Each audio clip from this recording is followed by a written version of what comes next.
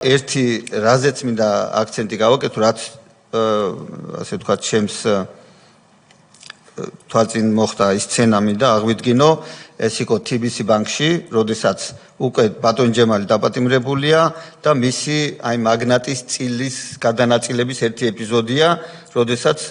TBC ბანკმა მოამზადა შეთანხმება თავისი იურისტების მეშვეობით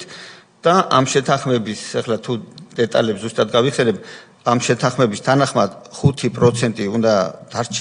დარჩენოდა მაგნატს, უпростоრად მაგნატს არა, მაგნატის ერთ-ერთ სუბიექტს,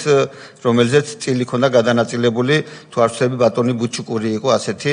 ვიზეც იყო ეს 5% რეგისტრირებული, მე მგონი ეს ბოლო 5% იყო, იმიტომ რომ დანარჩენი პროცენტები უკვე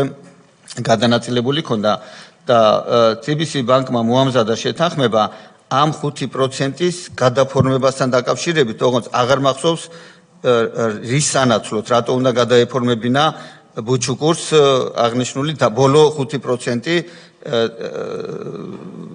კონკრეტულად TBC ბანკის წარმომადგენლებისათვის უშუალო TBC ბანკი მე მგონი არ ფიგურირებდა და მიდიოდა დისკუსია, ამ დისკუსიაც მეც ვესწრებოდი TBC ბანკში, როდესაც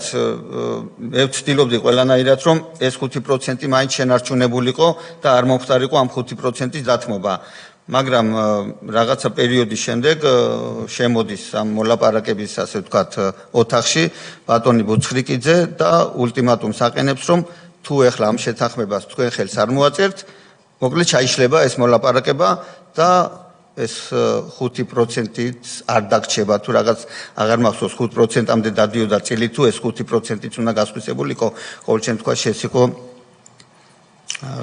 ძალიან დიდი ხნის წინ იყო ამ მოლაპარაკებას ესწრებოდა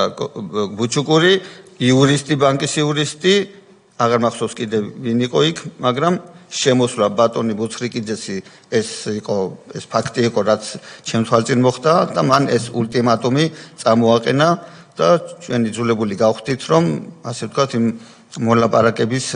მოლაპარაკება ისე დაგვესრულებინა, როგორც TBC ბანკის წარმომადგენელს სურდა.